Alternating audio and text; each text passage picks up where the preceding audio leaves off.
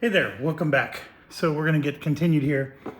So one of the viewers, Webback Girl, actually, she remembered where those naval counters are from.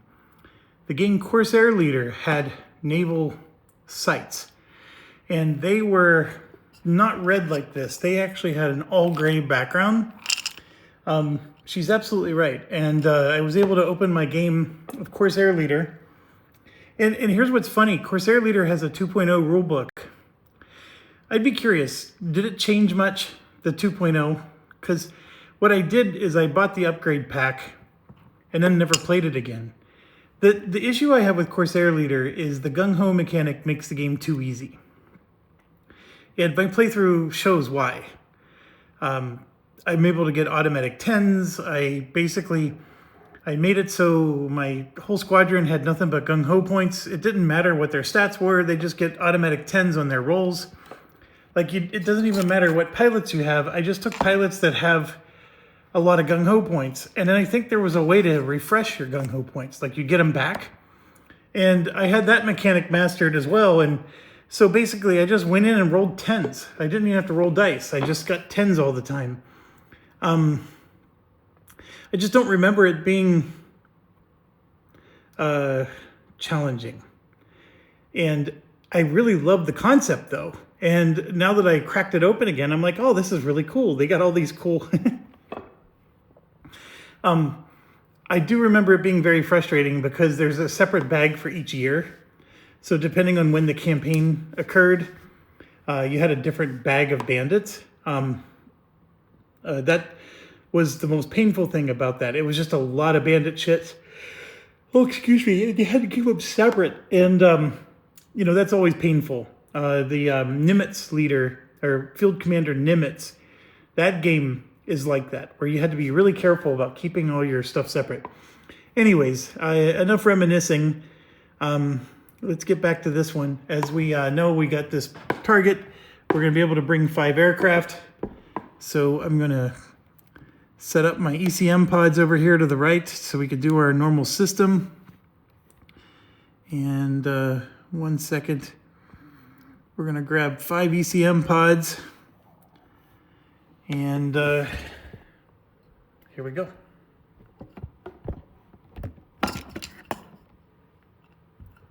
Okay, so as usual, we're going to load 5 planes and then have a 6th. This one requires 12 hits. The bandits are going to be 8.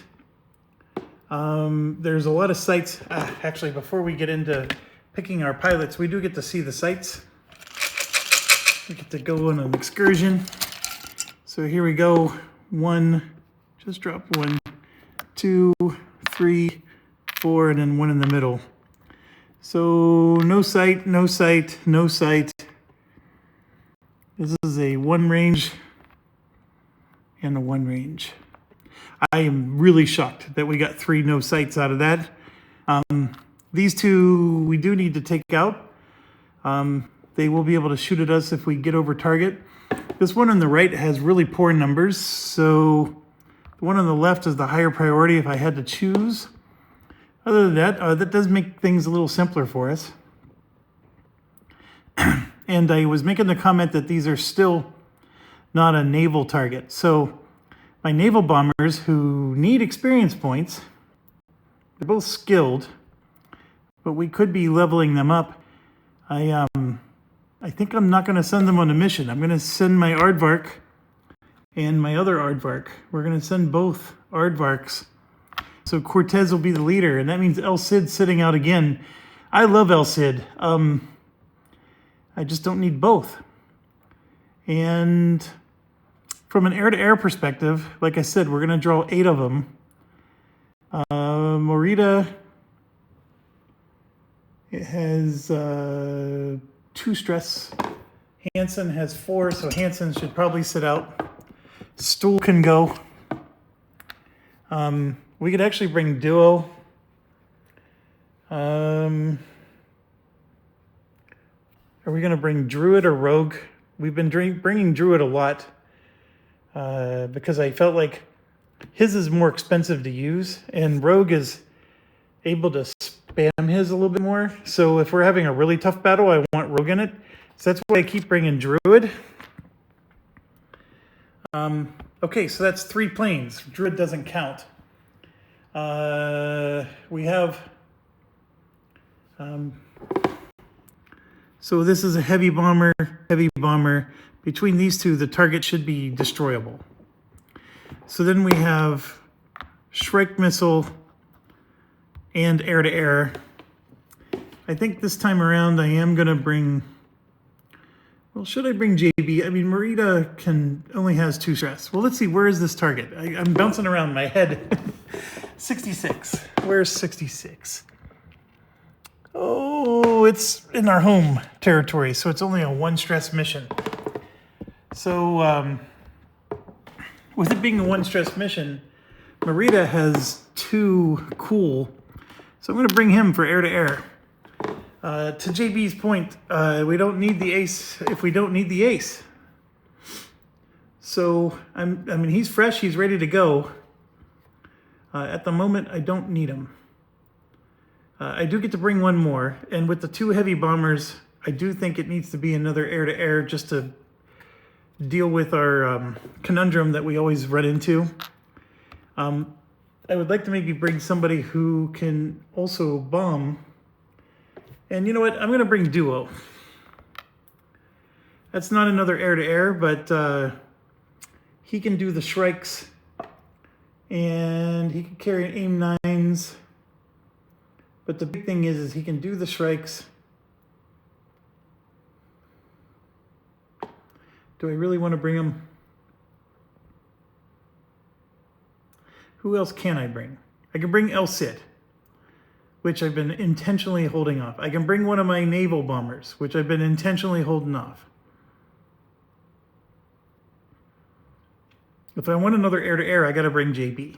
He's my only other option, or El Cid. Those are my 2 air-to-air options. I'm going to draw 8 bandits. If I only have 2 guys shooting air-to-air, that could be a problem.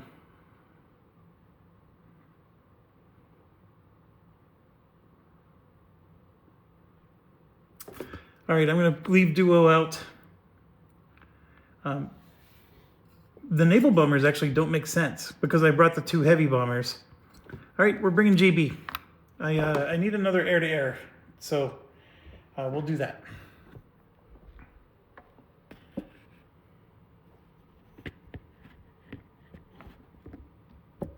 Okay, so we have Druid as our extra. And then we have Cortez as our leader. And Velko, or Verco, is our extra bomber. And they have their full weight points. There's no weight point penalty on this one. Just 1 stress. So we have 12. So I take one of these 3-pounder. I say 3-pounder, 3 weight point guys. And then we're going to do 3 of them. So that's 3, 6, 9. That's 10. And then we're going to do a 2 for 12. And then we're going to do the same thing with him. 3, 6, 9. 10, 11, 12. 7. Okay. Cortez has a +5 with the campaign penalty. It becomes a +4. And he has 3 SA. Verco is a +2, +4. So with the campaign penalty, Verco has +3. And then we're going to put in JB at the top, and then Marita, and then Stool. 1, 2, 3, 4. I'm only supposed to have 5. So let me just take that one out. There we go. And then, my goodness, they get to have all of them. So 1, 2, 3, 4, 5, 6, 7, 8. 1, 2, 3, 4, 5, 6, 7, 8. So it's going to be very messy here because they're loaded to the gills with missiles. they have one missile each. They can take out all 8 bandits with just their missiles alone. So we have double the missiles as bandits. We do have 2 sites we need to take out, so I'm going to bring 1, 2, 3. I'm going to bring 4 Shrikes, 2 for each. And I still have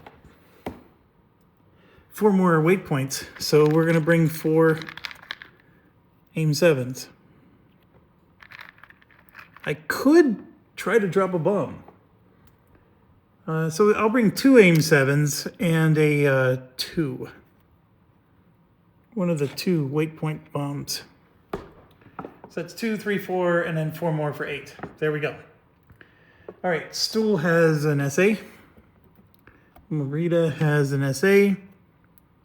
And JB has an SA.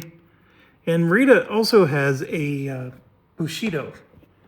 I think I'd have to go punch the counters. I don't have it punched yet. If he does use up his Bushido, it's used up for the campaign. The one thing the game doesn't explain to me, and if you guys understand, and I know, Tom, you've been watching this series and giving a lot of comments, if he levels up and it shows another Bushido counter, does he get a new Bushido counter every time he levels up? Or does he only get a new one if the number goes from 1 to 2? That's my question. So he has 1 Bushido at Veteran, and he goes to Legendary, and his Bushido number changes to a 2. Does that mean he only has 2 for the whole campaign, or he had 1 while he was Veteran, and if he used it, he now has 2 while he's Legendary, so it like replenishes? That's my question. The Bushido thing is not explained at all. Like, I know what Bushido does. It explains that very well. I just don't know how you acquire and use them. So, anyways, moving on.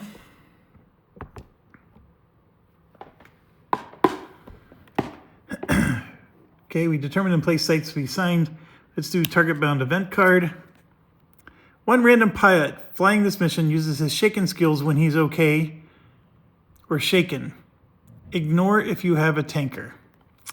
That is a crappy event. And it's a random pilot. All right, we have 6 of them. 3 is Stool. So Stool's shaken ability, and we didn't do this yet. So Stool is reduced to only a 1 air-to-air. And look at this. He gets a -2 air-to-ground. Wow. That's horrible. And that's with his +1 skill. Marito is going to be at a 4. And JB is at a 3.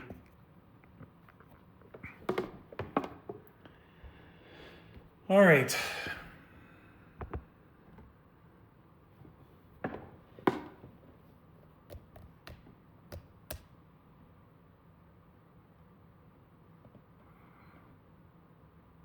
Okay, let's get rocking and rolling here.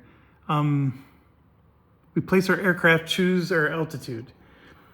So this will allow me to shoot it on turn 1. If I go down here, I can still shoot it on turn 1. Yeah, we'll go here. Let's not break tradition. And then we place the bandit. So it's 1 around the edges. Well, actually, it's 4 bandits. It's not 8. It's just 1 on each approach. I don't know why I was misreading that. Look at that. That's not 2 on each approach. That's 1. My goodness, we're way overkilled on the bandits. 1, 2, 3, 4. And then there's going to be 1 on the intel phase in the middle. So I already see a no bandit. No bandit. This one is a range 4, but it's not a MiG-31. And this is a MiG-23. And we got a MiG-25. So we got 2 of the nasties that came out. All right, so we did that. Oh, I totally forgot. Because of our intel, we get to destroy 2 sites. So I don't know why I equipped all those Shrikes. Boom, boom. Both of these sights are destroyed. There's no sights on the board. I knew that. I did not remember it, but I knew it. So what I'm going to do is I'm replacing my 4 Shrikes because I knew, I mean, there was nothing that was going to cancel that other than maybe I draw a bad event that's going to make me draw a sight. His air to ground stinks, but I would have given him more bombs. So I'm going to have him carry 3 of those 2 weight bombs and then 2 of the aim 7s. Okay, now we do Foxhound DR. None of them are doing that. Over target. Sights and bandits cannot attack on turn 1. That is a godsend. There's 2 of them that were going to be able to attack us. So we got a really good event to make up for our crappy one. Right, so it is turn 1. I can shoot this one, even though, right, I mean, he could actually shoot us, but they can't shoot. I have a million of these, so I'm going to just go ahead and go with JB. He's going to go fast. So we're just going to spend 1 missile. He rolled a 1. This is another 1 for 2, and he adds 3 for 5. JB missed. I'm not worried because I got Stool and Merida. I'm going to now shoot with Merida. Merida hits it. So that's during the slow phase, of course. Merida is going during the slow phase. And then everybody else is out of range, so we can't do anything else. So now we're going to move in and go to turn 2. All right, now they can shoot us. This one is in range, and so is that one. So we're going to use SA points. JB is already fast. He's going to use 2 of his missiles, because why not? In fact, he's going to use 3 of his missiles, because why not? And he's going to shoot at the one in the back. And he rolled a 10, 8, and 2, and of course he gets it. And then Merida is going to use his SA. And he's going to shoot 3 of his missiles as well. At this one. And there's a 10. So that's out. And we just cleared the board, folks. And Stool still has all of his missiles. I got 5 missiles for JB. I got 3 more missiles for Merida. We're doing great. All right, so we made it look easy peasy. So we're over the target. This would be turn 4. And we just have to hit now. So we're going to start with Verco. Verco, of course, is rolling this guy here. 3, 5, 8. He's rolling 3 of them, and he gets a +3 to his rolls. So 2 + 3 is 5. That's 2 hits. 3 + 3 is 6 for 2 hits. And that's 3 hits. So 3, 4, 5, that's 7 total hits. It's not even worth getting out the counter. Just remember we hit it 7 times. And then he has a +2 marker. Looks like this. 5, 7, 10. And he just did 3 more hits, so he's up to 10. We just did 10 hits with 1 bomber. And now we're going to go in with the next bomber. And we're going to drop 3 more of these. And this should do the trick. So, and he gets a +4. So that's 3 hits, 3 hits, 2 hits, 3, 6, 7, 8. This thing's obliterated. Okay. Easy win. Let's just get home without getting damaged. During next primary mission, draw 1 less sight for the center area. Okay, I will do that. So,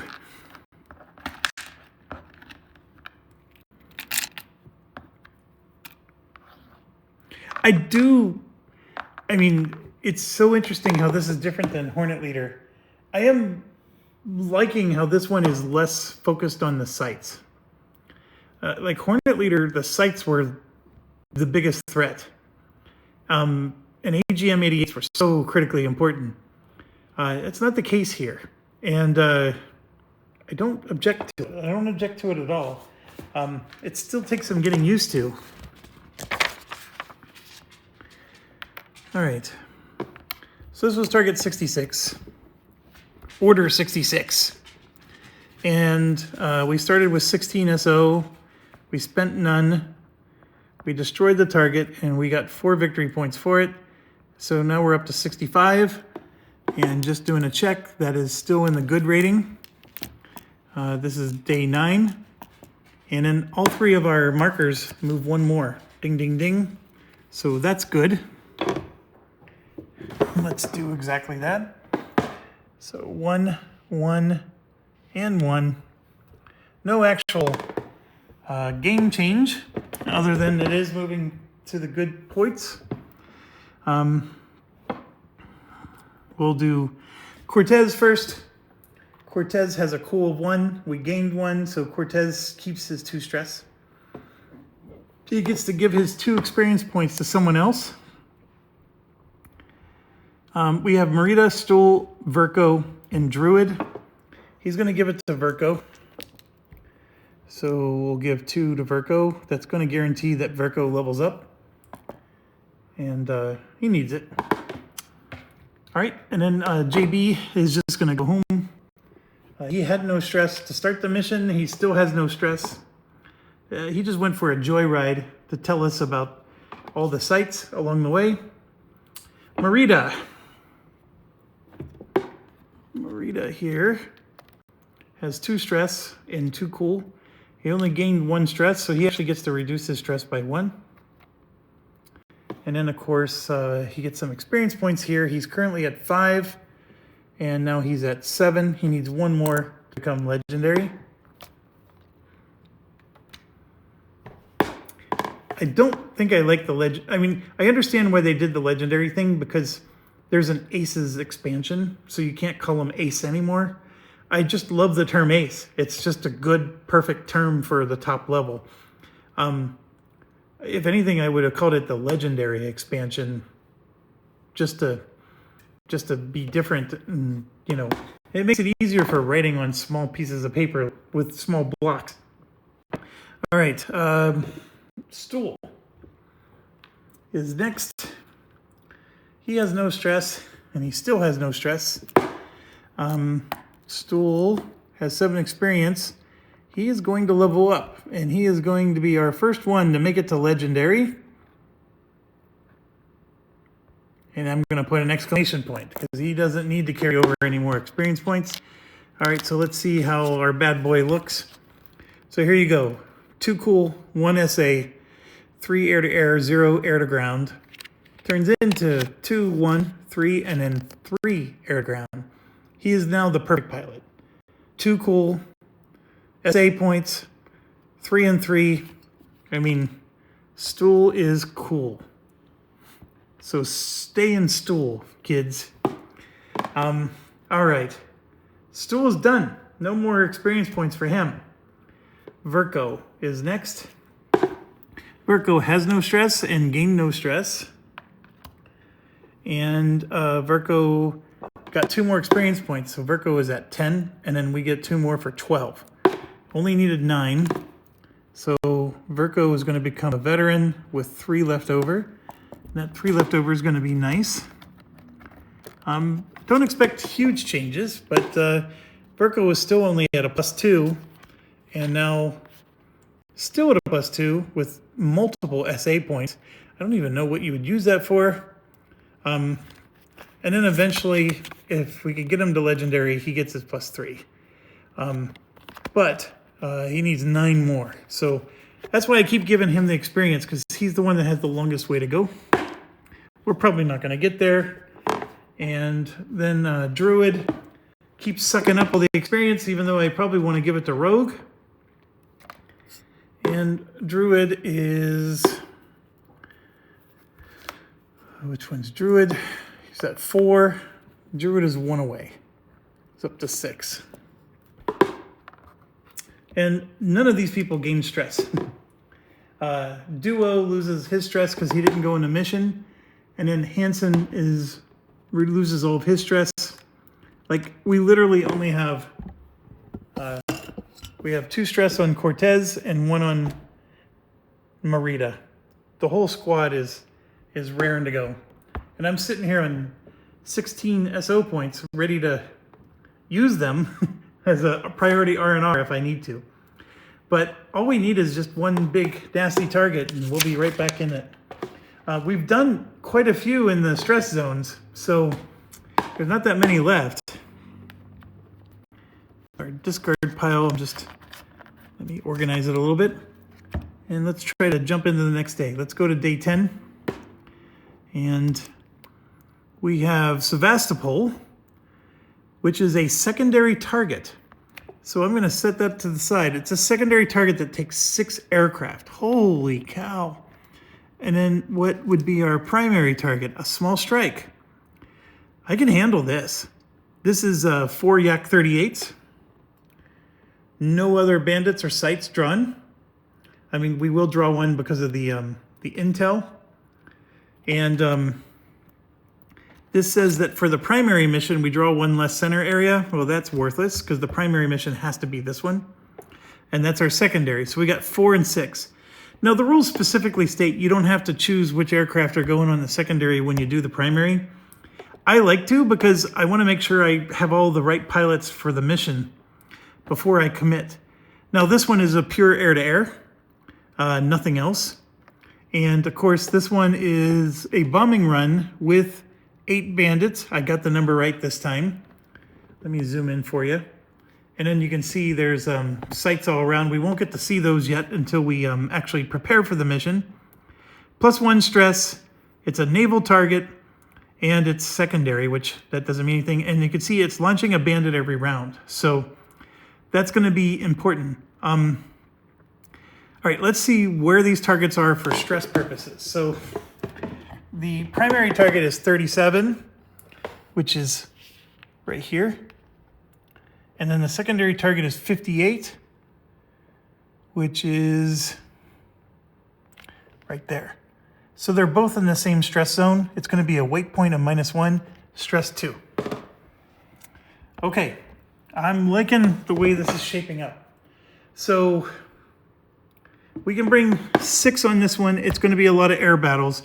This one is an air battle, but it's only going to be 4 plus the 5th one that we draw for intel. So we're going to send Druid is going to be our jammer for this one, and Rogue is going to be our jammer for that one. We need the better jammer on that. And then we're going to send both of our Italian Navy guys on this, absolutely, without question. Do not pass go, do not collect $200. And since this one does take 4 craft, we should send 1 commander on each one. So El Cid will go on this one. And then that means Cortez is going on that one. So now we got an aardvark helping us to bomb along with the 2 Italian navies. So that means I need a lot of help. I've already used up 3 of my slots. The final 3 have to be air-to-air. So I'm going to send JB because we need our best on that one. And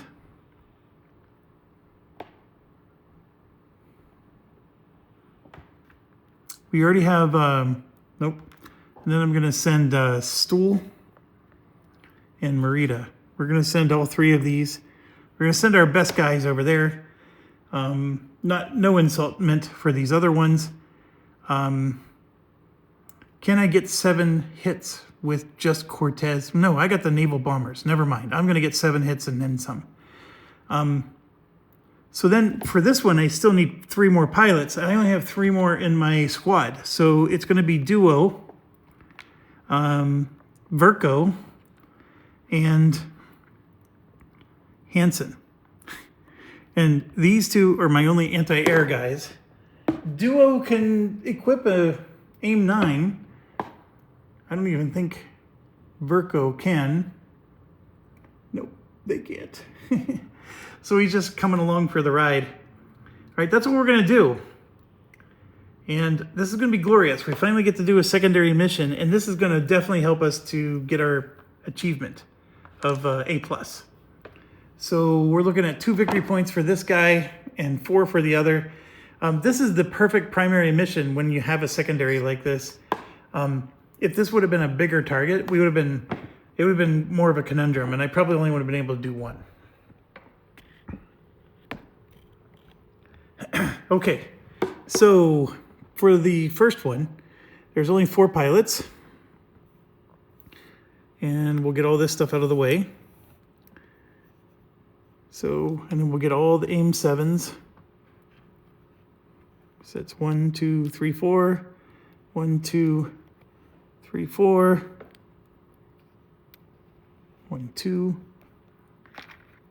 3, and 4. Just get them in pilots, and we'll move that out of the way, and these out of the way. Okay, so we're looking at Druid, Duo, El Cid, Verco, and Hansen.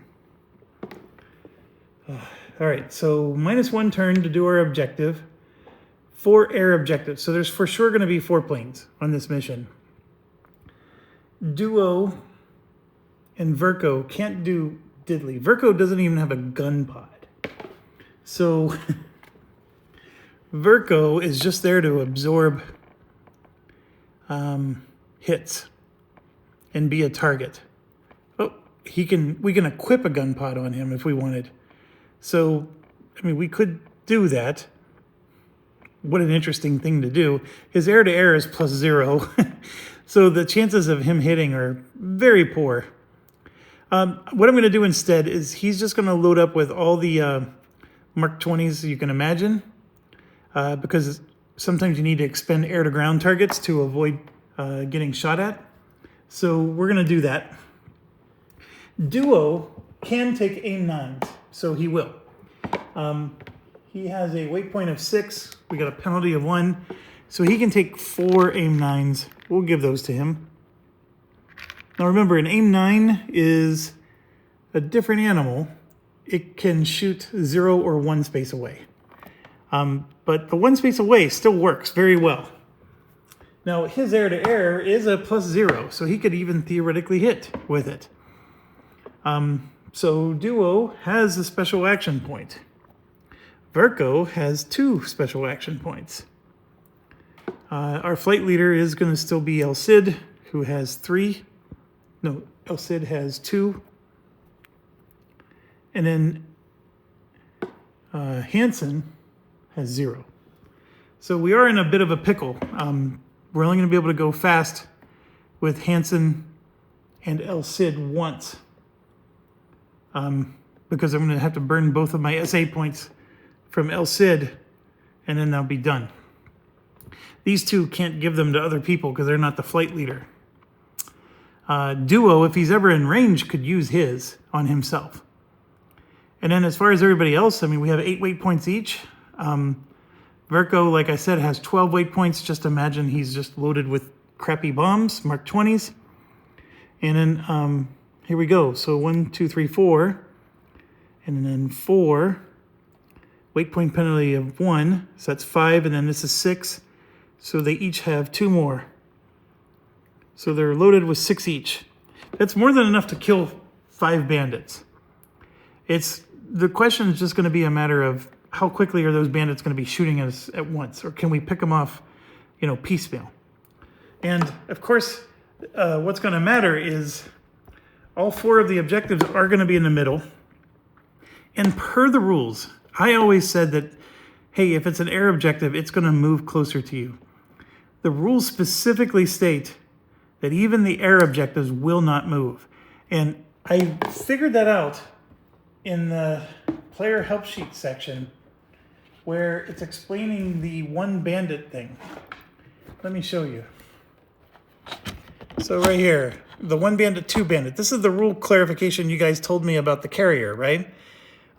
Place the bandits in the center. If the draw is no bandit, do not. So it's basically saying a no bandit could count.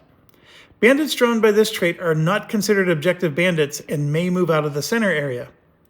So you have to use a little bit of deductive reasoning, but since they're clarifying that, they're trying to say that the objective bandits cannot move out of the center area. So if it's an objective bandit with only a range of 1, it's never going to move towards us, and we're just going to move towards it. That does make it a little easier if we can get some range 1 bandits. Okay, So we've already equipped, we've done everything. Let's draw our, randomly select one pilot flying this mission. That pilot is unable to fly the next mission and recovers no stress during the recovery phase. Let's see, we got 5. So Virgo can't go on the next mission and will not recover any stress. I'm assuming on the next mission's recovery phase is what that means.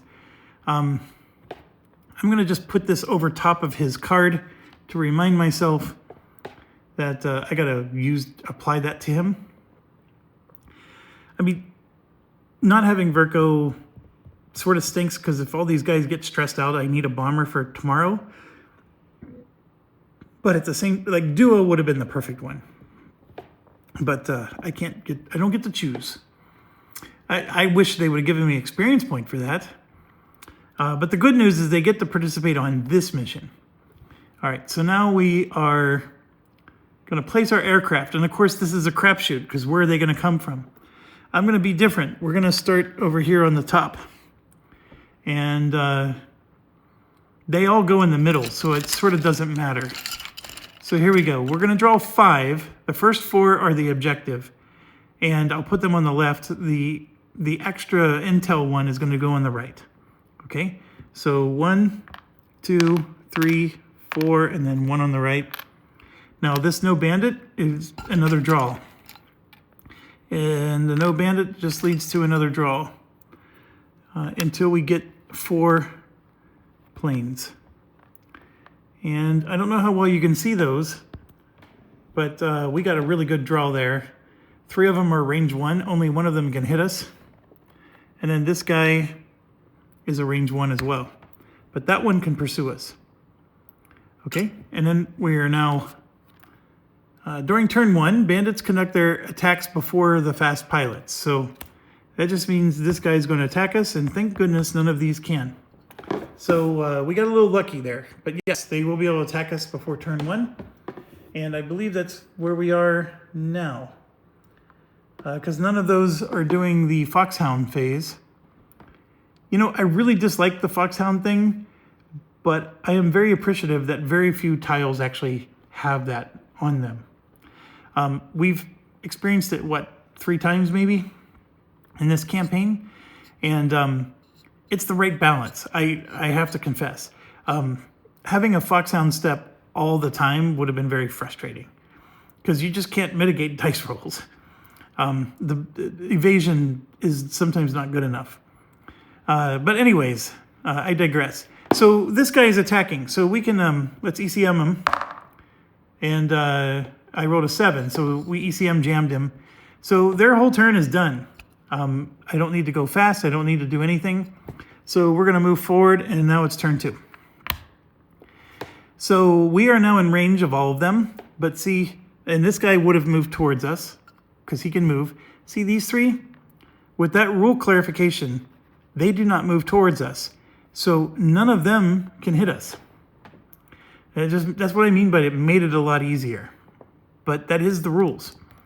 I wasn't playing that way in my previous missions, so this is definitely a change. But I'll take it. I mean, any advantage I can get. I need to shoot 2 of them, and I need to go fast. So we have El Cid with his 2 of these, and we're going to spend them. So both of us are going to go fast, and I'm going to shoot 2 missiles each. Okay, and then I didn't do the calculations. El Cid has a +3, and who's the other guy? Hansen has a +2, but he has guard guy, which gives him a +3. So both of them are +3. El Cid is going to go after this one, and we got him. And then guard guy is going to go after that one, and we got him. Boy, I rolled a 10 and a 9. But if that was them attacking us, I would have been so angry. All right, so now we go to the slow phase. I get to go again because I chose to use my SA. So I'm going to shoot 2 missiles each again. And that leaves me with 2 missiles each for next turn. We'll be able to hopefully kill 2 of the 3. They all have +2 written on them. And I'm just going to go after whichever ones have the worst numbers. This one has the worst number. So El Cid, I rolled a 9 and a 2.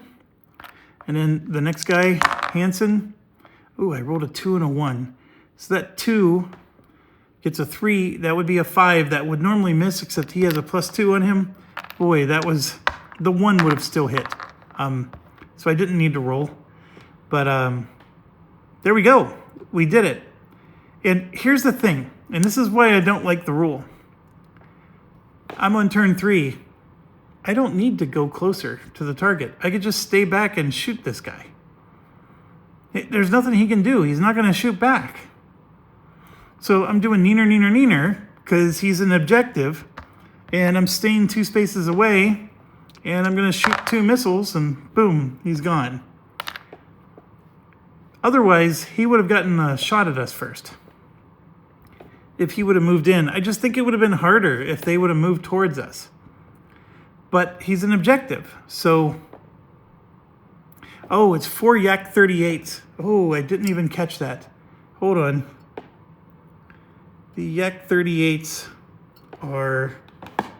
We actually have some with the Japanese expansion. This is a Yak 38. Look at them. They're all range 1. They're even worse. See that? They're all range 1, so we could just sit 2 range away and just shoot them out of the sky. So it wouldn't even have been a contest.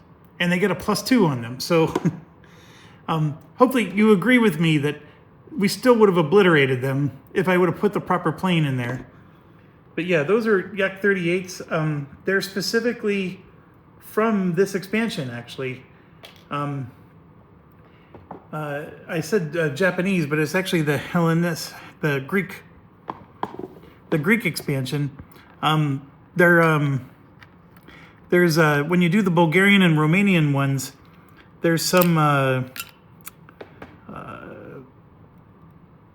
campaigns that basically say if you don't draw either of these 3 MiGs, then draw a 38 instead. Those Yak 38s. Okay, this was a very easy mission. So we accomplished it. 2 victory points. The infra and intel are moving 1 to the right. So come up here. We no longer get +1 bandit, and we could just destroy 2 sites now. And then the infra moves 1 as well.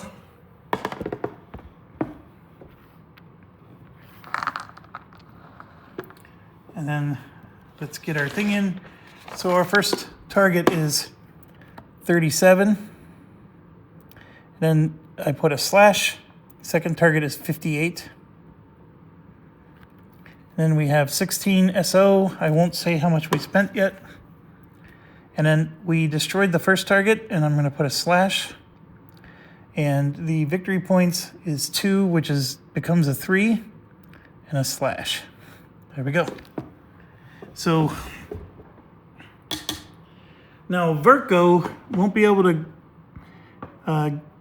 see. Verko has 2 cool, so he gets no stress, and so he's getting no stress from this mission, and he has to sit out next mission and doesn't get to lose stress. Well, he has none. So the random event did not hurt us. Oh, let's do the home thing. Each pilot gains 1 stress. Oh, dang you. I was just sitting here showing off. So Verko is going to get 3 stress from the mission, and that means he's going to get 1, and he won't be able to lose it tomorrow. Okay, so as always, we should do El Cid first. El Cid's going to get 1 stress because it's now become a 3 stress mission. So gave him a stress. Who do I give my experience points to? We got Duo, Druid, and Verko. Verko is currently at 3 experience. He needs 9 to get the legendary. I could keep feeding him. I could give it to Duo, who is the lowest promoted of all. Hansen, maybe. Okay, Duo is definitely the lowest promoted of all of them, but he's probably the one that needs it. Like, he's the least helpful. I mean, the missions he's gone on, he has been helpful, but you know what I mean. It's like the least important to level him up. he already has a +2. He's sitting on 2 experience points. If I did give it to him, he would get promoted to a veteran for sure. Let me look at where's Druid sitting at. Druid is getting close. He does not need help. Hansen. Hansen is at 4. Hansen does not need help. So it's Verco or Duo. Verco is not going to be able to go on tomorrow's mission, which is day 11. There's only going to be one more day after that. Verco will not be able to level up. So Verco is sitting on 3 experience points. If I give him 2 now, that puts him to 5, and then he gets 2 for this mission, which puts him to 7. He needs 9 to level up. He's not allowed to go on day 11, so he could level up on day 12, but who cares? It's the final day. I will never get to use his skills. So for that reason, we're going to do Duo. So Duo will get the 2, and we'll go ahead and do him next. He has 1 cool, so therefore he's going to get 2 stress. And 4 experience points.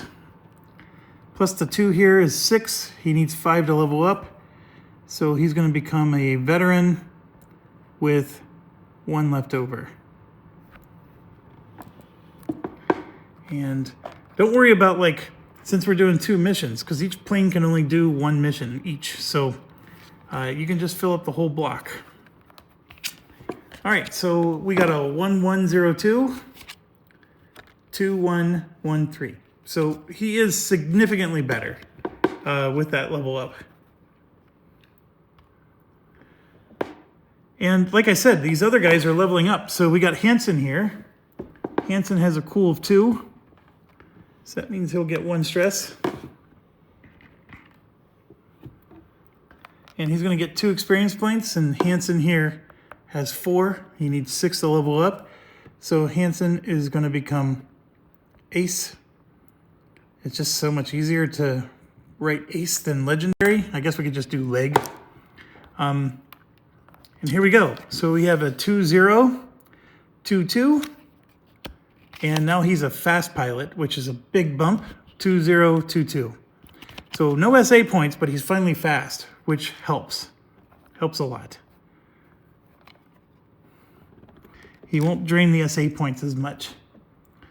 Okay, next is Verco. Like we said, I already gave him the 1 stress, and Verco's going to be out tomorrow.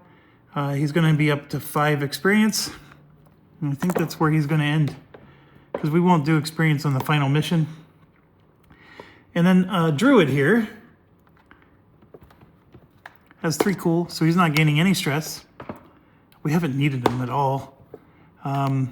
He needs 7 to level up, and Druid is currently at 6. So Druid is going to become Legendary.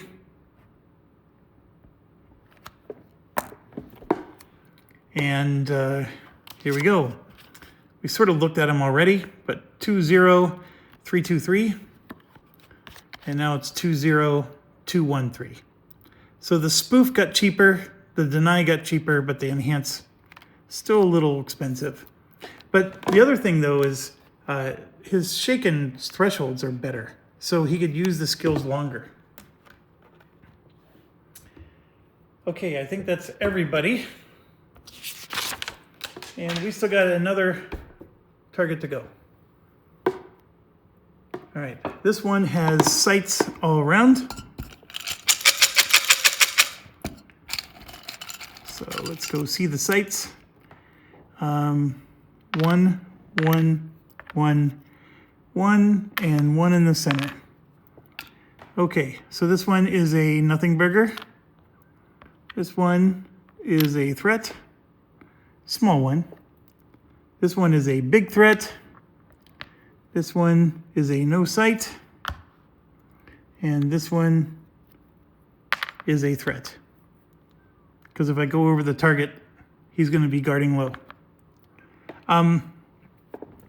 Okay, as you may remember, our intel adjustment is -2 sights. So unless unless there's going to be some event that's going to change things, I'm going to destroy this site and this one. So those two will be the ones that are going to be destroyed. And then I would just need to kill one in the whole shebang. That doesn't sound bad. Okay, let's arm our pilots and do all that jazz. Let me get my camera set up here in a way that's going to be helpful. All right, so we have 1, 2, 3, 4, 6 craft on this one. 5 and 6. And then Rogue is our 7th guy. Let's get all this out of the way. This one's going to be tough. They're going to be drawing bandits every round. So we're going to start with our flight leader Cortez at the top. And then we're going to have... Oh, Cortez is a bomber. Let's put him 4th. Then we're going to put JB at the top. Luca and Whites. And then Stool and Merida. Okay, we're going to need everything we got here. So Cortez has 3 SA, which is really good. I know he's not an air-to-air guy, but having 3 SA, very helpful for a mission like this. JB has 1.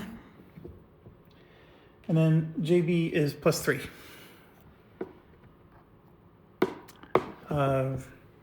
Cortez is +3, +5, +4 to the ground. Nope, +5 because the target is big, so we cancel the campaign penalty. Target is big, so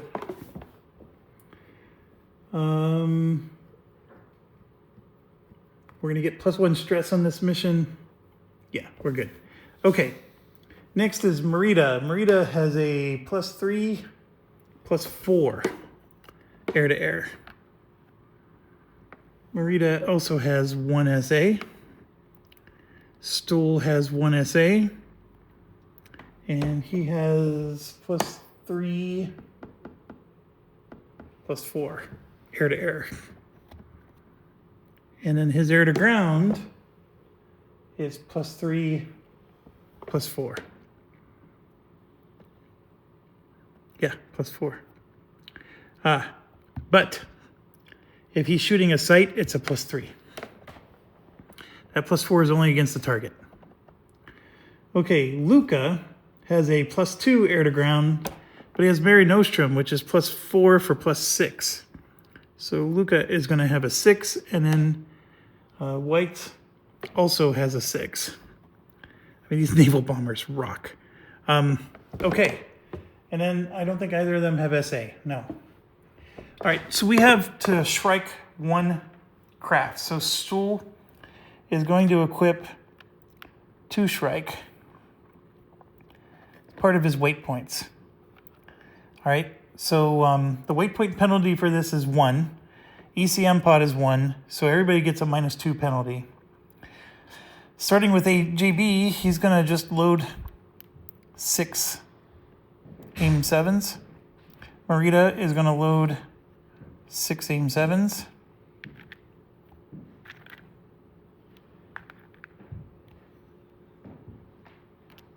Like so. Stool already has 2 AGMs, and then he's going to load 4 AIM 7s.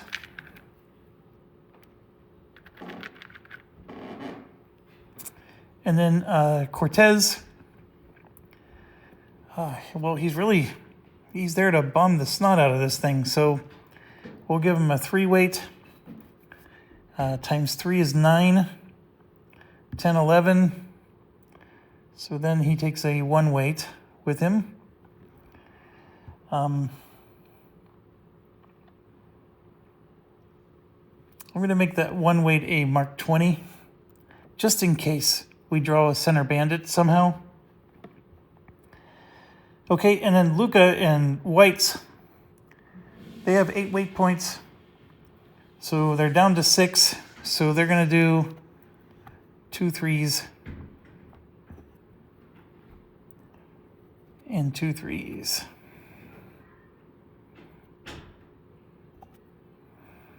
Like that. So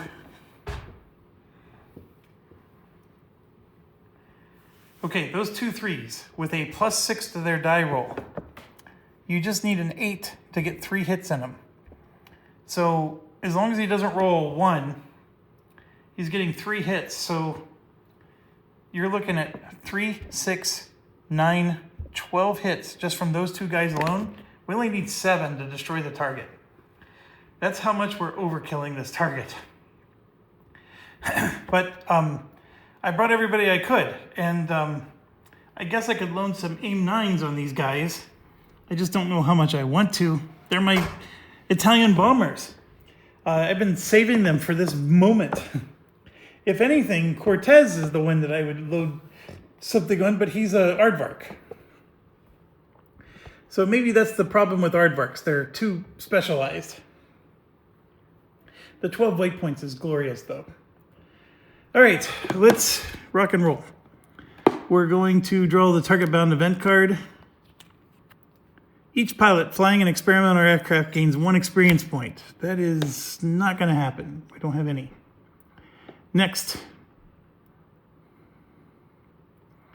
place aircraft. This is a great question. I am going to place my aircraft.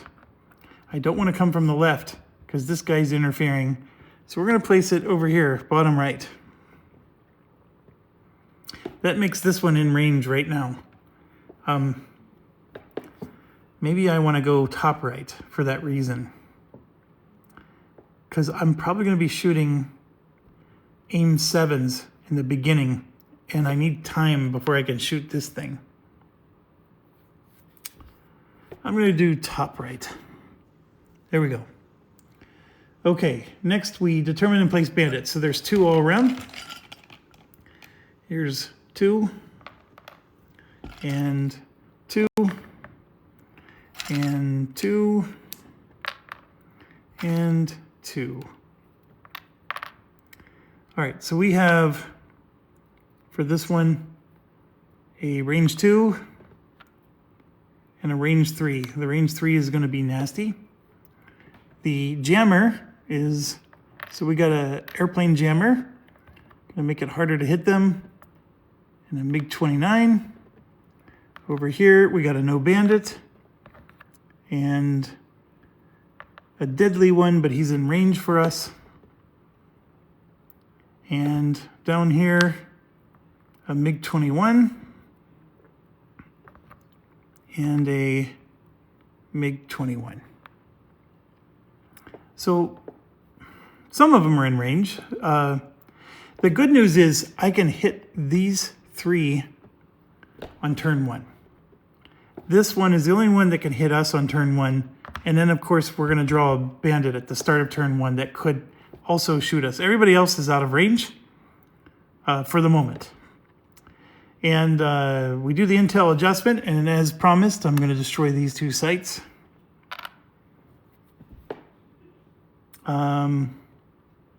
And then I draw over target event card. At the start of each turn, roll a die. If 8 or more, destroy any 1 site. Okay. Well, we're going to go to turn 1 right now. So let's draw the bandit first. So the bandit we draw is a no bandit. That is fantastic. And then let's roll. I rolled a 10. So I just destroyed a site, so I don't even need to shoot them anymore. That makes life easier. We just focus on the air now. Wish I didn't bring those 2 Shrikes now, but I wouldn't have known. I wouldn't have known. Okay, we do want to go first. JB is already fast, so we don't have to worry about him. Marita and Stool are going to need to use SA points. They each have 1. So they're going to use their SA to go fast, both of them. So I took these 2 away. JB is already fast, but he's going to use his so he goes during the slow phase. No, we don't need him to go during the slow phase. There's nobody else in range. And we'll wait to see if we miss. So now the question is am I going to use 2 missiles or 1? Everybody has 6 missiles. Currently there's 2, 4, there's 7 on there. We're drawing 1 every turn. Thankfully, 1 didn't come up this turn. I mean, I could afford to shoot 2 missiles just to make sure we start off good.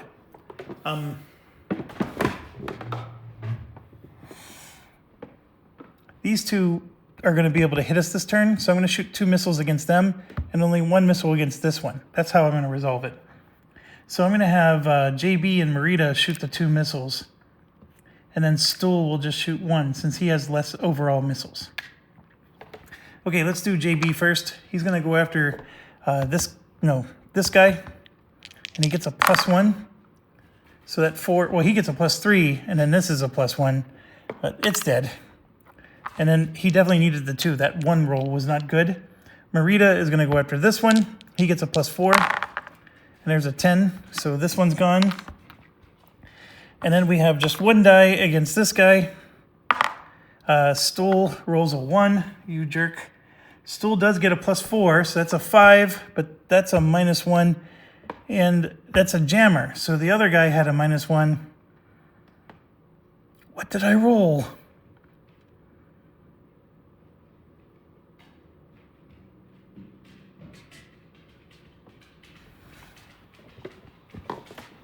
I rolled 2 dice. What did I roll for my lowest die? It was like a 4. Or my highest die was like a 4, wasn't it? Because I added the 3, and then it got a +1. We should be okay. That jammer, I think, did destroy... We did destroy that plane that was with the jammer. I just don't remember what I rolled. This would have been the attack from JB. Okay, anyways. The good news is this thing hardly shoots at us. I mean, it can, but it takes a massive roll. So we're at the end of turn 1. Oh no, we're now at the slow phase. So Marita and Stool could fight again. So I'm going to start with Marita. He's going to shoot just 1 missile, and we're going to shoot at the jammer. I rolled an 8, which is more than enough to get the jammer this time. And that's it. So now we move in, and I'm going to move into here. I could move to there. Does that give me any advantage? No, it does not. And also, I need to pause. This guy gets to attack us. 1, 2, 3.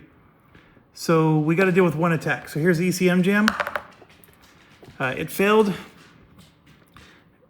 He's targeting number 9. I don't have 9.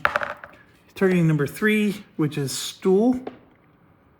Okay, so Stool is Rogue. His spoof is only 2 stress. So Rogue is going to stress 2 to spoof him. We're going to go ahead and roll. We rolled a 4, so he completely misses. 4 minus 5 is win for the good guys. Okay, so now we move in and go to turn 2. These guys are going to move here. They're in range. He's going to stay put. That guy is going to stay put. And then this one is worthless. We're just going to take it off the map. All right, they're all in range now. To us and us to them. So I'm going to try to go fast again, which I can do. I have... JB is already fast, but he's going to use his SA point to go slow. For sure this time. And then we're going to spend 2 SA points with this guy on Stool and Marita. So we're going to be able to shoot 3 of these guys down. Which 3, do you ask? Well, first of all, Stool still has 3 missiles left. These 2 are +2, and they hit with a 5, 6, 9. This hits with a 4. This hits with a 3. That's our top target. So we're going to have Marita shoot at the top target with 2 missiles. And rolled a 9 and a 7. We got him. Then we're going to have JB shoot 2 missiles at this one. I rolled a 9 and a 4, and we got him. Then we'll have Stool shoot 1 missile at this one, and we got him. So now we're going to roll ECM because he's going to attack us. We rolled a 10. Now we go to the slow phase. Stool is going to shoot again, and we got him. And now we're over here on turn. Oh, I'm sorry. One more thing I forgot to do. Start of the turn, a bandit was supposed to spawn. So I need to endure. No, I'm out of his range, so he wouldn't have shot us. But during the slow phase, I would have had JB shoot this one. 4 would have hit it, and it's out. Okay?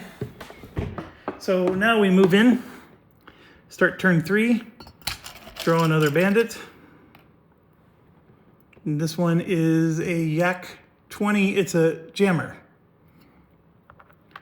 All right, I am not gonna go, well, JB's fast, so should he go? Yes, he will. He's going to, no, JB's not gonna go. We're gonna let him attack us. Here's our jammer on him. It worked, so he doesn't attack us. I'm gonna have Stool shoot at him. This is the last missile for Stool. It's destroyed. Okay, I'm gonna do something I don't normally do. JB and Merida are going to stay in the east approach. And we're gonna move in and start turn 4 there. And if it's not obvious to you, it will be very soon. We're gonna draw the bandit for turn 4, which happens to be a no bandit. Let's say it was a bandit. Now I'm 1 range away, so I could still use my aim 7s. That's all. I was just making it so I could shoot missiles at him. And JB and Merida have 1 missile left. But we drew a no bandit, so that's even better. I also had SA points. No, I did not. I mean, we could have technically tried to drop our bombs if we were too super worried. But we're going to go ahead and start with our naval guy with plus 6 to his die roll. Just a reminder, we have 2 of these bad boys, 3, 5, 8. It's that and the 2 weight ones are my favorite ones. And we don't have 3 of them, we have 2 of them. He gets a plus 6. So 10 and 10.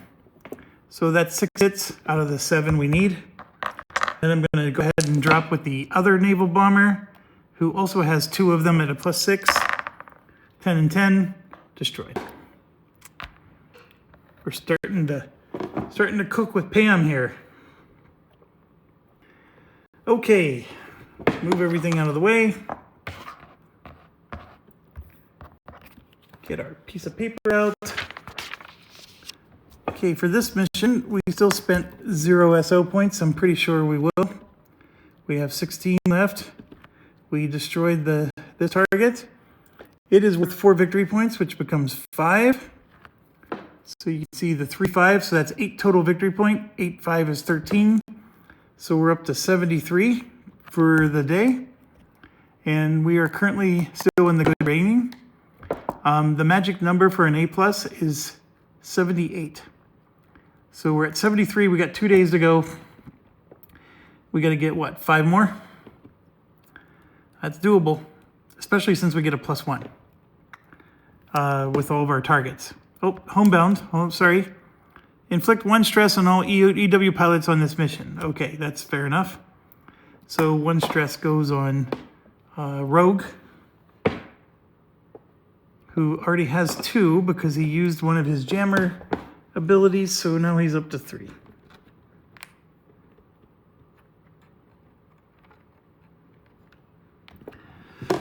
All right, we're gonna send JB home. This mission is a 2 stress mission, and JB has 2 cool, so nothing happens.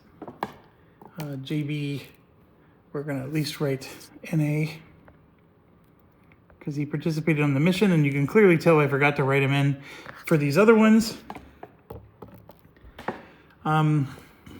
Cortez has 2 cool. So he gains no stress.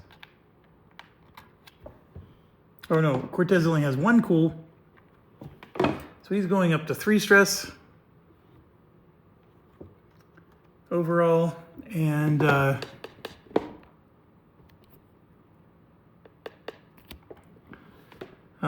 who's going to give his points to?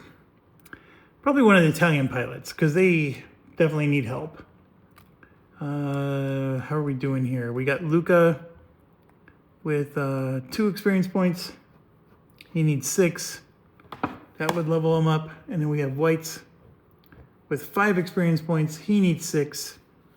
We're going to give it to Luca. So let's start Luca first. Let's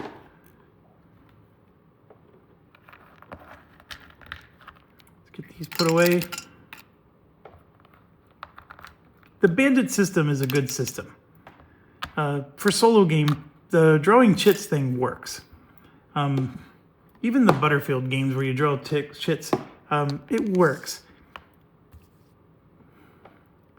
Luca, as you can see here, has 1 cool, so he's going to gain 1 stress from the mission.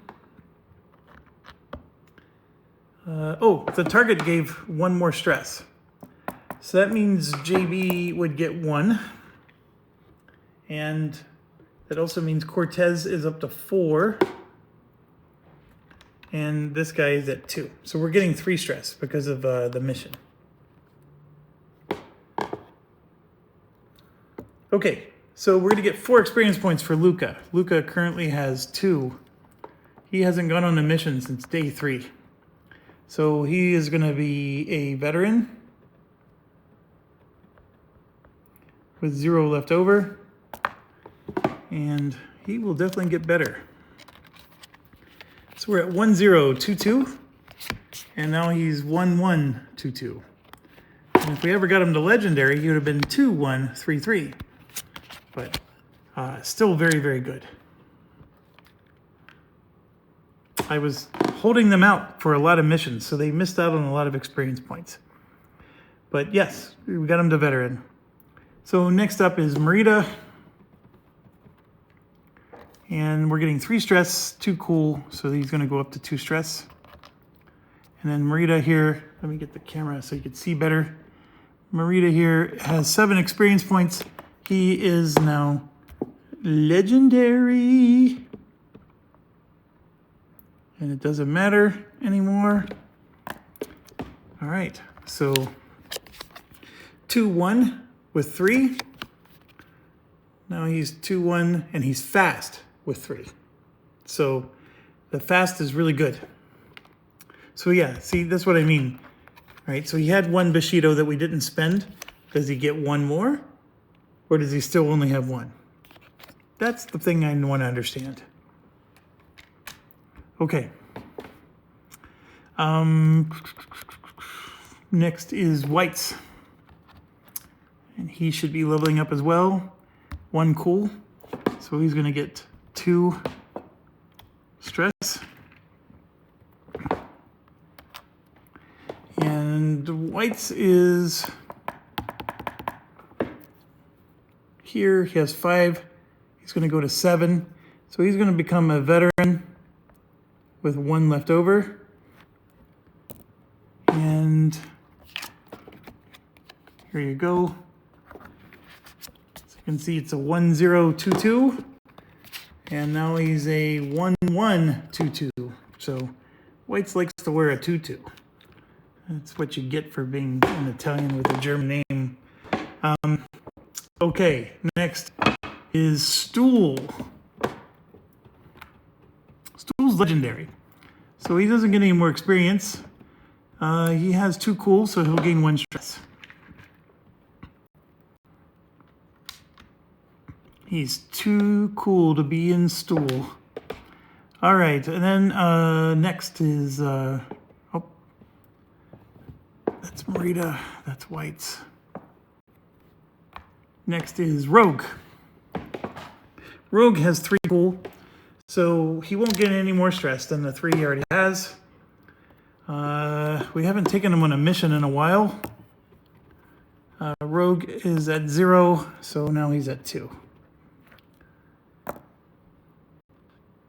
And I wrote all of my experience points on the wrong column. That is horrible on my part.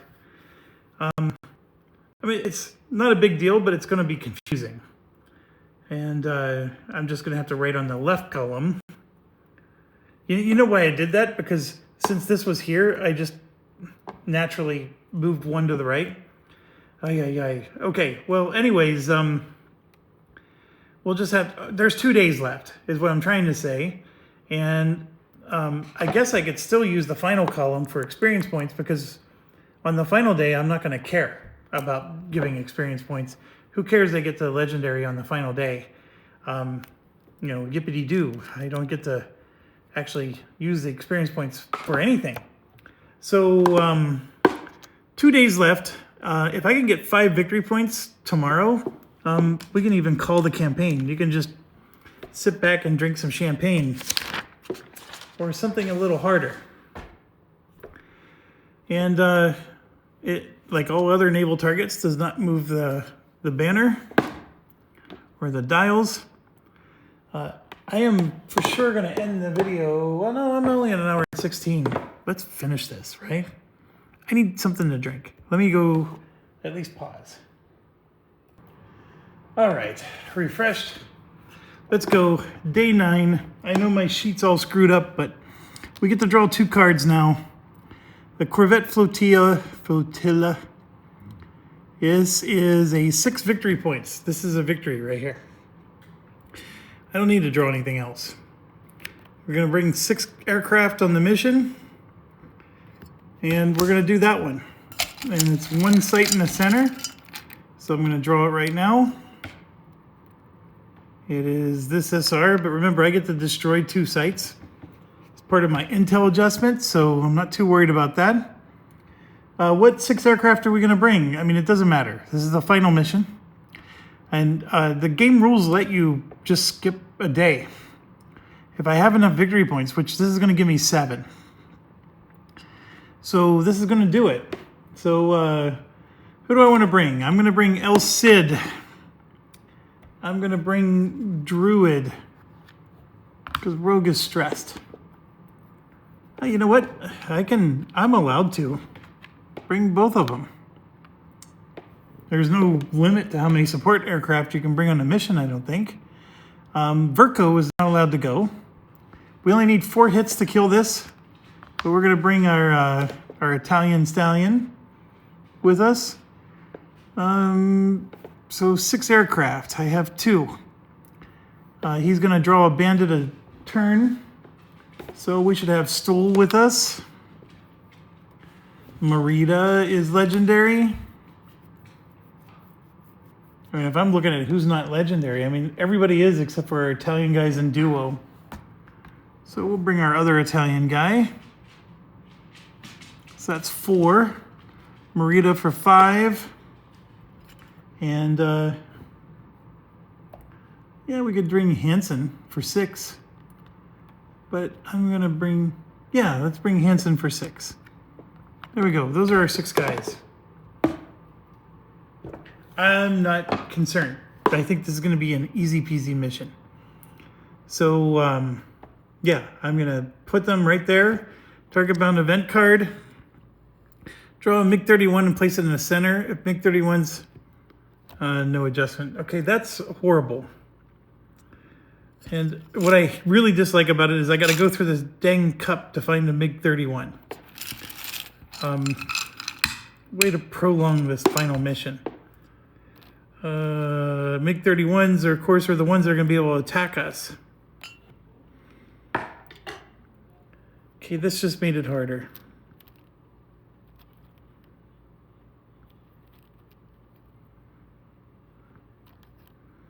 And of course, I can't find one for the life of me now.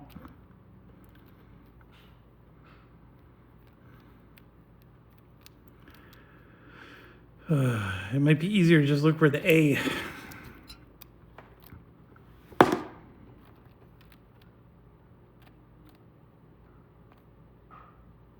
Again, I'm very happy that there's not that many MiG-31s. Okay, so there's a MiG-31. So why did they do that to us? Well, because now they're going to do the Foxhound attack. What am I equipped with? This is item 64. So if I look at the chart, 64 is in the middle again. So we have a 1 weight point penalty. These guys have 3 bombs and 1 bombs. All of them that are bombers. And all the air-to-air are loaded to the gills with AIM-7s. I mean, it's that simple.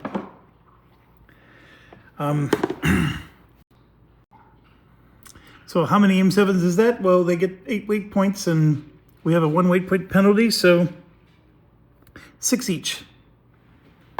So I'm going to do it this way. He has 6 AIM-7s, 6 AIM-7s, 6 AIM-7s, and 6 AIM-7s.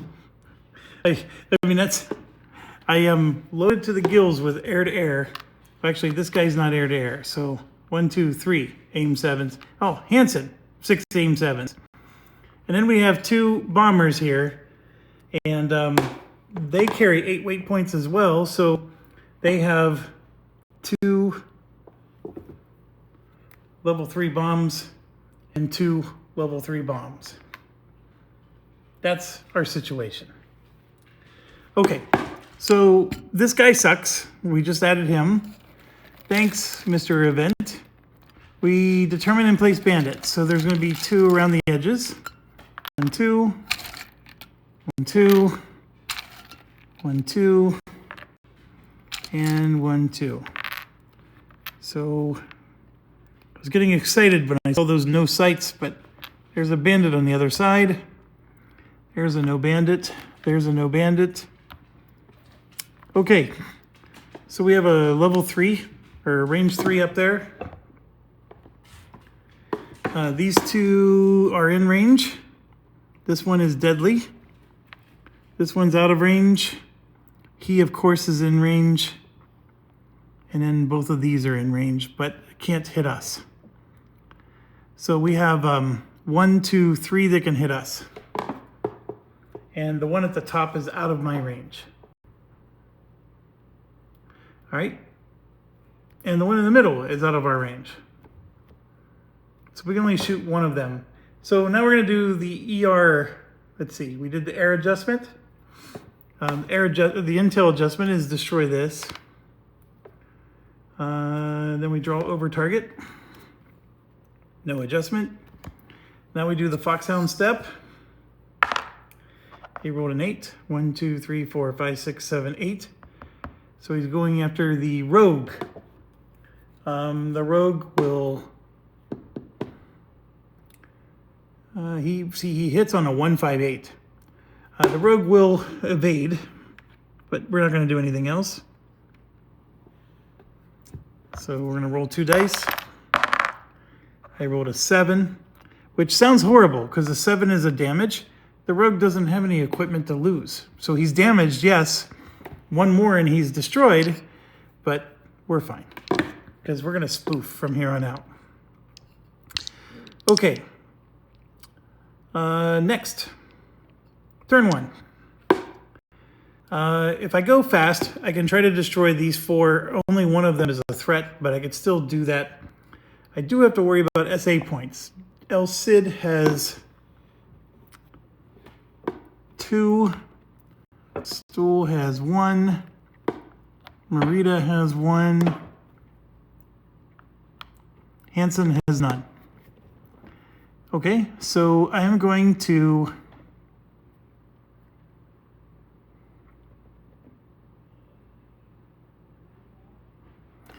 spend 1 of El Cid's to have El Cid go fast. And he's going to shoot 1 of his missiles at this guy right here.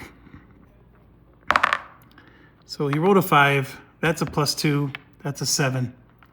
And I didn't even have to add his bonus. I pointed to the wrong one. This is a 6. Same principle. Gone. We killed the guy that could attack us.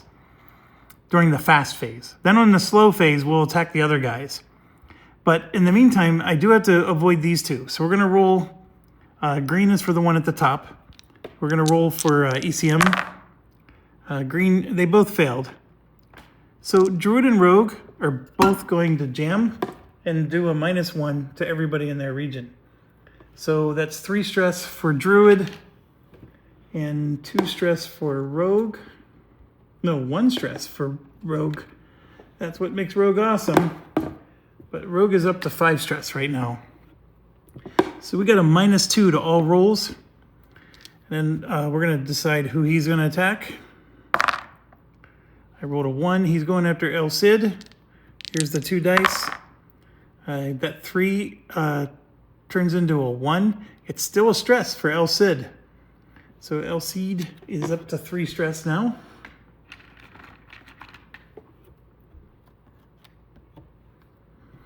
The other guy is targeting El Cid again, so he's up to 4 stress now. He can go to 7 before he has any issues. And then we roll. That's a 10. Whew. This is a 4 though, reduced to a 2.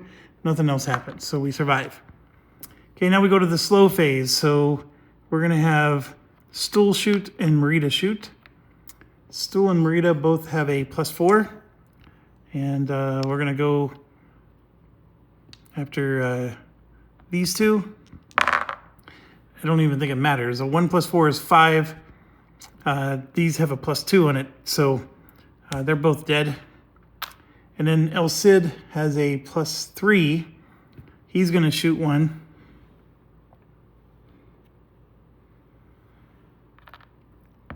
Against him. So 2 + 3 is 5, and then 2 more is 7. That one's destroyed. I sort of like this system. Instead of getting out all the chips, obviously it gets more confusing if they're equipping more than one type of armament. Okay, that's the end of turn 1. We do need to move in, so I got my little marker here to represent where they're going, and I want to be able to hit everything. So we're going to go here. So 1, 2 away from this one, and 2 away from both of those. And I forgot I was supposed to draw 1 bandit at the start of the turn. And thankfully he's out of range, so that's no big deal. Nothing would have changed. This is a small target, which I believe small means we get a -1 to our air to ground. It's also dispersed, which means that instead of over the target stuff, we are going to use Mavericks. No, Mavericks don't shoot dispersed anymore. Dang it, what does dispersed do that we're gonna have to deal with now? Oh, dispersed is every bomb can only do 1 hit. That blows. Yeah, you can't inflict more than 1 hit on the target. So he needs 4 hits. Oh man, I gotta rethink my life choices here.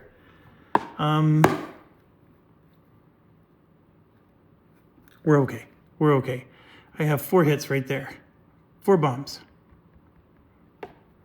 Now, I could switch to Mavericks. I hit on a 7.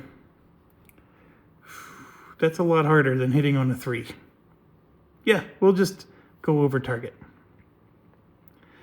Okay. Turn 2. We begin.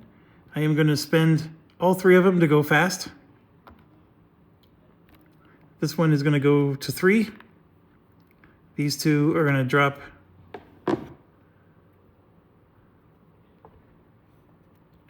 to 3. So Stool and Merida are going to shoot 2 rockets each. So we're going to shoot 2 rockets at this guy with a Stool who gets a +4. So 3 + 4 is 7, and that's a 0, but he's destroyed. This one is a +4. I'm going to go after the guy at the top up here. So we had an 8 here, so this one's destroyed. El Cid has a +3. I'm going to shoot at the guy in the back. I rolled a 10. That one's destroyed. 1 guy left. I forgot again. I got to draw 1 at the start of the turn. There we go. That's a nasty one. Oh, Hansen. Marita is fast, and Hansen is fast. So Hansen did not need an SA. So let's drop him down to 5. Let's drop him down to 4. I'm going to shoot twice. That new one we just drew is really deadly, so we got to make sure we get him. And there we go. He's down. And ECM jam. I jammed him. Now we go to the slow phase. Hansen cannot shoot, but the other guys can. We'll do Marita.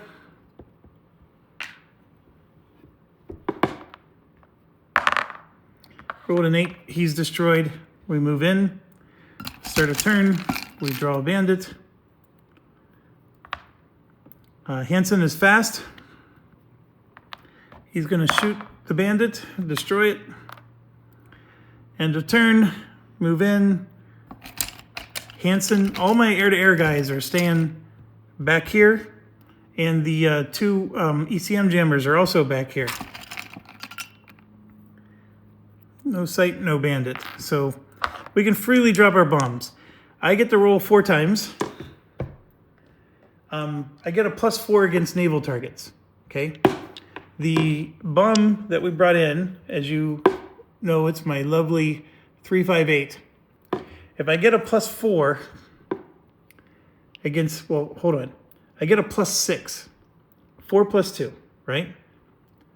This is not a big target. This is a small target. So that reduces that 6 down to 5. And then the campaign air-to-ground penalty reduces it to 4. So I get a +4 is what I'm trying to say. So if I roll 1 + 4, I get a 5. A 5 is automatically 2 hits with each one of these. Now it's dispersed, so we can only take 1 hit per munition, which if I was smart, I should have brought 3 level 1 or weight point 1 munitions because I can hit with each one, but I'm still fine because I have 4 of them, 2 + 2, and I don't have to roll. I am going to for sure do 2 hits with each one, which gets reduced to 1 hit with each one, and that's 4 total hits, and I only needed 4 to destroy the target. So that was a really long-winded way of saying that it's automatic. So we win. That's 6 victory points, which turns into 7. And in case you are keeping score at home, 7 victory points. This is target 64. On day 11, puts us to 80. And if you come up here and you look at our evaluation, a 78 or above is great. Now, remember I told you that I had to take only 2 meters wide, which is the special condition that gives +1 victory point for every objective in order to get the A+ score. We still have 1 more day left. So it is possible to score more points, but 11 days have gone by and I have gotten 12 extra points because one day we did a secondary mission. So if you take 12 points away from 80, that puts us at 68. So we would need 10 points tomorrow in order to get a great evaluation without that card. So you see what I mean? Like, that is a mandatory card you have to take with you on every campaign if you want to get a great evaluation. The -1 air-to-ground penalty, it's annoying, but there are enough skills in the game, especially the targeting pod expert, that mitigates that and actually makes it balance out fairly well. But anyways, just for giggles, could I have scored 10 victory points tomorrow if I didn't have it? And we're going to find out because I only have 4 victory point. I only have 4 cards left. So there's not a lot of secondary missions to go on. But here would have been our first draw. That one is worth 3 victory points. So, and it's not a secondary. So it's crap. 3 victory points. The second draw would have been an air counter, which is also 3 victory points. It would not have done the job. And then had I done it differently, there's a secondary there for 2 victory points and then 2 victory points. So these are both secondaries. So even if I got lucky and drew those two together, that would have been 5 victory points. Do you see what I mean? It's not enough. You would not get a great evaluation unless you took that card that gives you +1 victory point if target is destroyed. So we confirmed the math. The math requires you to use that special condition. Or otherwise, I mean, it is possible through some shenanigans, like some of these events let you pay an SO point to get points.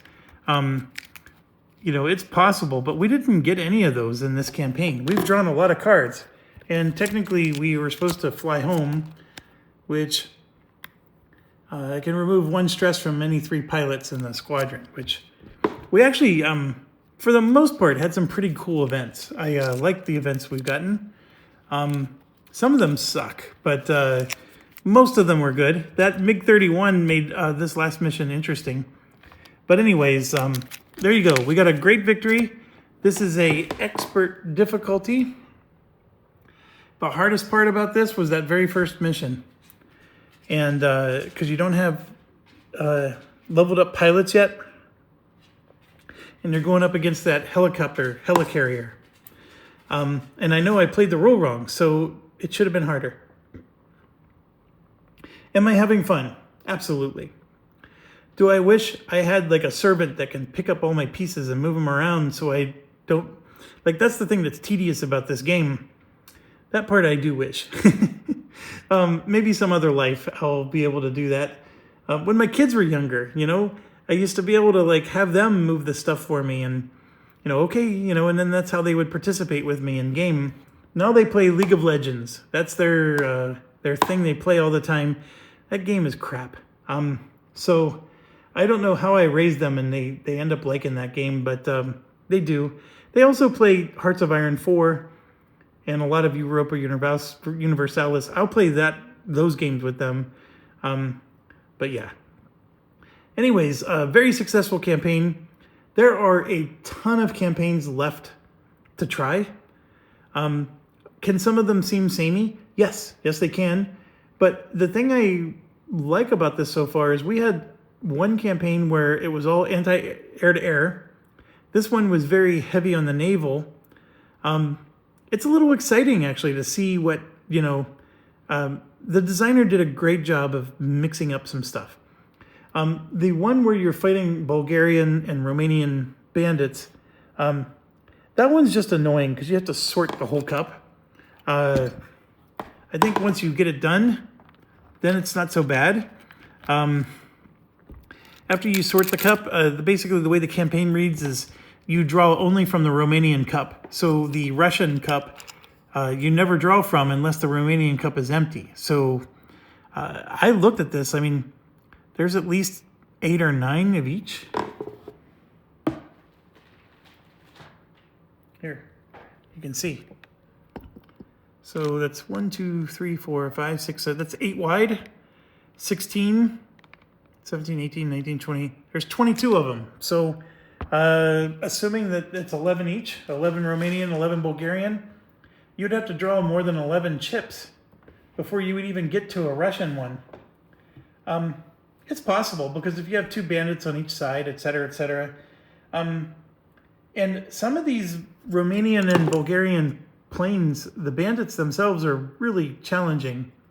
I know the MiG-31, of course, is nasty, but we hit a non-MiG-31 that actually had an A for the attack step, and it was one of those Bulgarian or Romanian planes. So they're not pushovers by any stretch. But it's an interesting idea, and I think it's cool that they did stuff like that. There are French campaigns where you're going to use the French munitions. So you're going to use European armaments instead of the American ones. The only challenging thing there is I'm just not familiar with them. The British and German missions, a lot of them are, you're defending Germany because, you know, the Berlin Wall was still up. So you're dealing with that and helping Poland. I think France has a little bit of that as well, helping Poland, and then you're defending France even because Germany fell or something like that.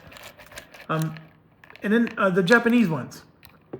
The Japanese ones require only American, Australian, and Japanese planes. We've already found some fantastic Japanese pilot in Merida. But yeah, you'd have to grab some Japanese bombers, etc. And that one's going to be, some of it's defending the homeland, or there's going to be there's one that's like very naval centric. They also have a naval skill, but it's not as good as Mare Nostrum. Yeah, the Italians have a fantastic one, and this was not an Italian campaign, by the way.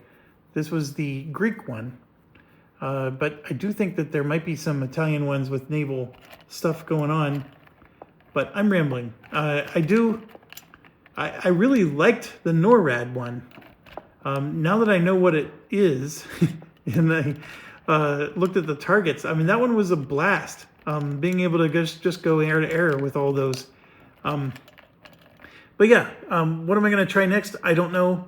The expert versus standard difficulty.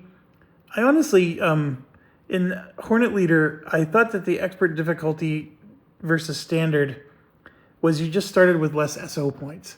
And that might be true here as well. You tend to start with less SO points. The final score tends to be a little tighter. You know, sometimes those tracks are a little more punishing. You know, it takes a lot longer to get the rewards that you want. But yeah, great game. And I know I complain about some things just because I want it to be better, and it's, you know, maybe I'm one of those horrible parents that, like, my kids come home with all A's and 1 B, and I'm complaining about the B. I guess, you know, maybe I am that person. But I've been playing this, and I've also been playing some Dark Tower. Dark Tower is still a great game. Maybe I can get that back to the table. And maybe we can start another campaign. Today's Monday. I do have a busy work week. I'll see what I can squeeze in. But maybe by this weekend we can get another one going. Or at least squeeze a few missions every night. But anyways, thanks for watching. As always, stay awesome.